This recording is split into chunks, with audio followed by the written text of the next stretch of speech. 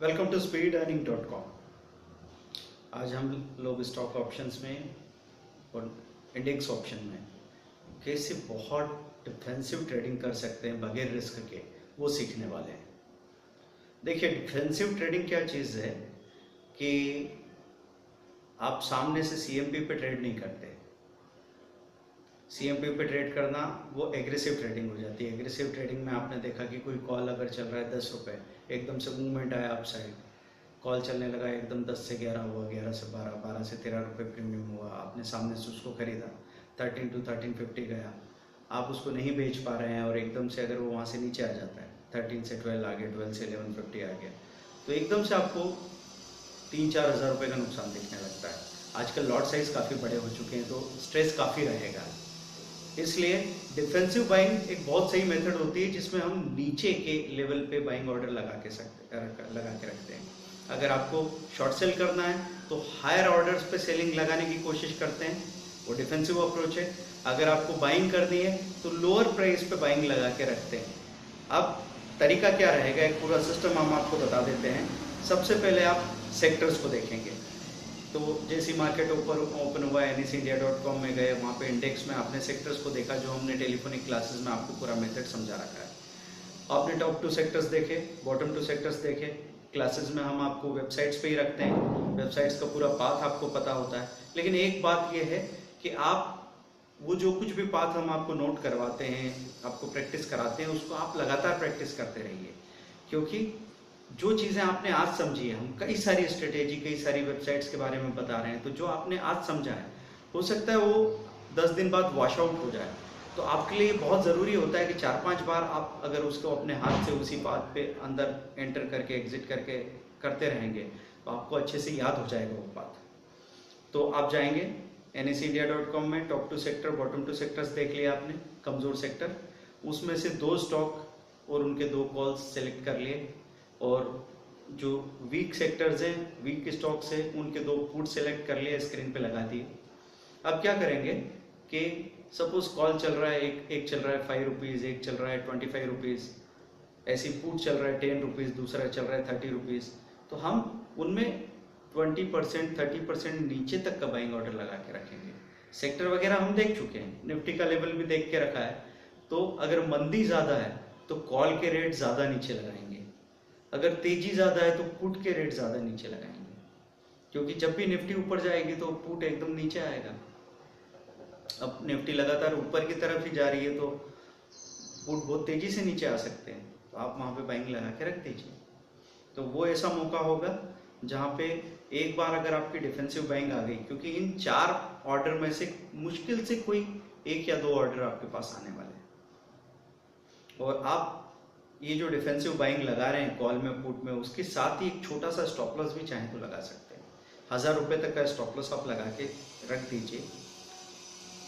कभी कभी ऐसा हो सकता है कि आपकी बाइंग भी हुई, वो जाके स्टॉप लॉस को हिट भी कर गया और वापस ऊपर आ गया, तो फिर से खरीद लेंगे।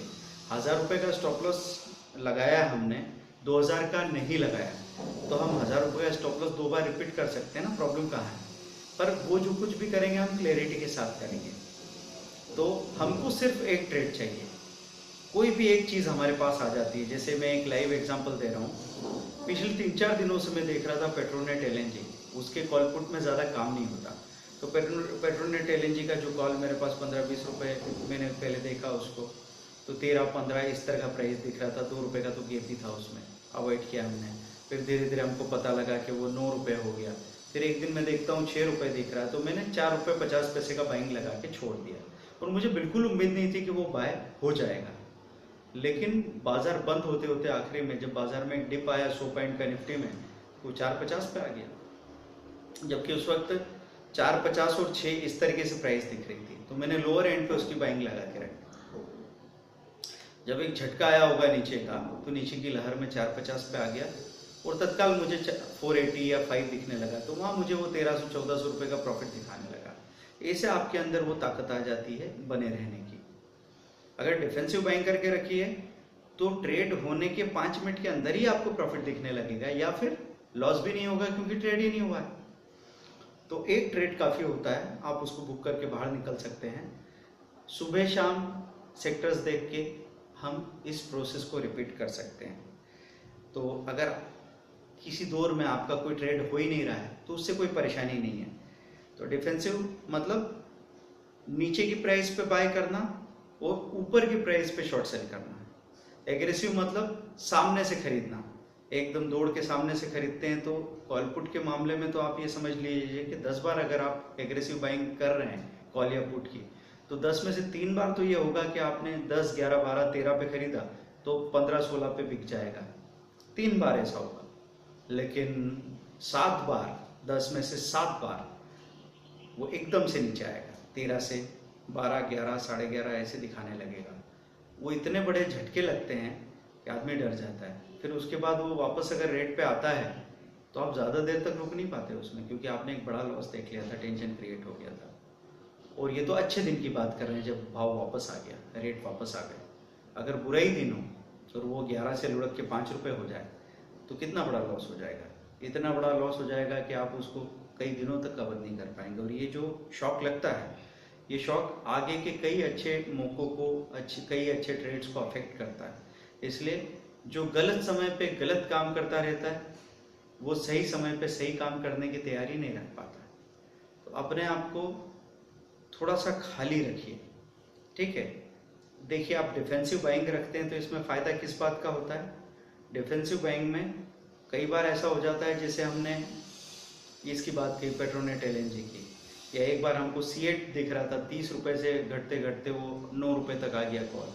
हम सपोज ले लेते हैं 9 रुपये पे, तो ऐसी जगह पे लेके बैठे हैं जहाँ से बार बार नीचे दिखने के चांसेस नहीं है। एकदम झटका लिया, वो 15 हो गया। अब अगर वो 15 हो जाता है तो मेरे अंदर ताकत आ जाती है कि भाई 9 की बाइंग है, 15 पे खड़ा है, चलो स्टॉप लॉस को 12 पे ट्रेल करके छोड़ दो। अगर स्टॉप लॉस चला भी गया तो प्रॉफिट तो बनेगा ही, लॉस तो होने वाला नहीं है। छोड़ दिया, भूल गए। बाद में पता लगता है वही C8 का कॉल 40 रुपये पे जाके खड़ा है। तो ये जो 4 गुना पैसा हुआ, इसकी कहानी कहाँ से शुरू हुई थी? एक सही लेवल की बाइंग से ये बात शुरू होती है। तो जो लोग बहुत देर तक प्रॉफिट के लिए रुके रहते हैं वो किसी और मिट्टी के बने हुए नहीं होते।